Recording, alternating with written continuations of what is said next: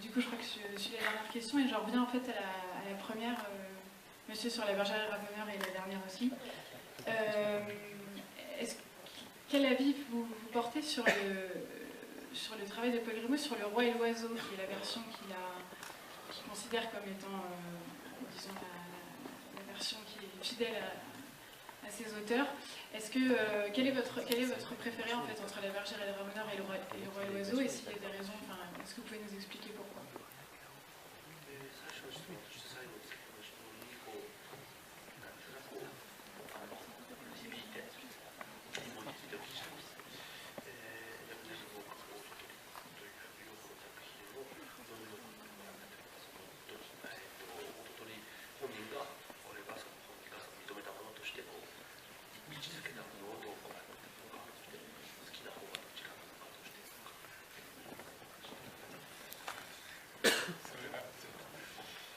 非常に答えにくいんですが、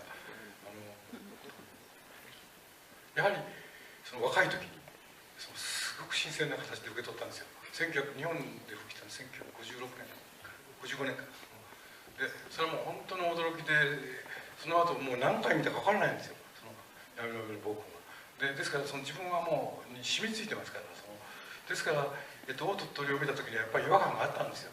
でそれをこうグリモの糸をもう一度捉え直すためにはね、10年以上かかってんじゃないかなと思います。ですからそういう大鳥というものを偉大な映画だと思ってますけれど、しかし同時にその愛着というもので言えば、ヤベナベの暴君というものに対する愛着が非常に強いんです。Alors c'est une question à laquelle il est vraiment délicat, difficile de répondre.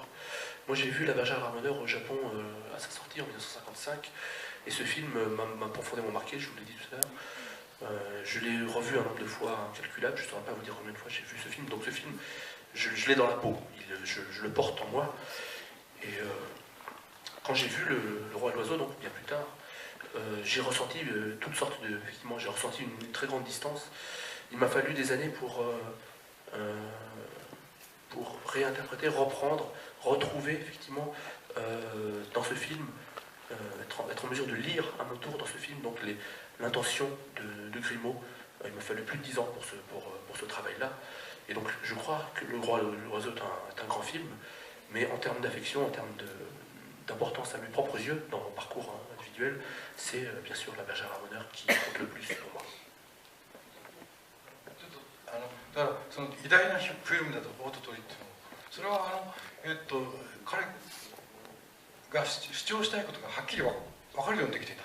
でそれが大事なところだと思います。でヤブラベの暴君が必ずしもはっきりしていない部分があったと思います。しかし映画としての魅力ってなかなかご存知の通り難しいんで、自分にとってはやっぱりその愛着があるということを今述べたそうです。それからもう一つついでに言いますけど、海賊版としてですね、アメリカでそのミスター・ワンダーバードの冒険というのが出ておりますけど、あれはその声も違いますし、それから、シーンが全部あるわけじゃないので、あまり参考にならないと思います。Je vous disais que, à mes yeux, Le Roi et l'Oiseau est un grand film. La raison pour laquelle je vous dis ça, c'est que il me semble clair que Le Roi et l'Oiseau porte l'idée, l'intention de Paul Grimaud de manière beaucoup plus claire. Il y a dans La bergère Ramoneur effectivement des aspects qui peuvent sembler effectivement ne pas refléter la pensée de Grimaud aussi clairement. Ça c'est une chose, mais comme vous le savez, ce qui fait la qualité d'un film, c'est pas uniquement la limpidité du message ou la fidélité à l'intention en termes de message. Et donc voilà, je vous ai parlé de ces questions donc, à titre personnel. Une dernière précision, c'est que le film a été exploité de manière, alors je ne sais pas ce qu'il en est, mais pirate aux États-Unis sous le titre donc, de Mr. Wonderworld. C'est une version où les voix ont été changées et qui n'est pas intégrale non plus par rapport à ce qu'est La bergère Ramoneur. Donc je pense que cette version américaine, anglaise, ne permet pas de se rendre compte exactement de ce qu'est La bergère Ramoneur. Bon, eh bien écoutez, on va vous remercier infiniment d'être venu jusqu'à nous.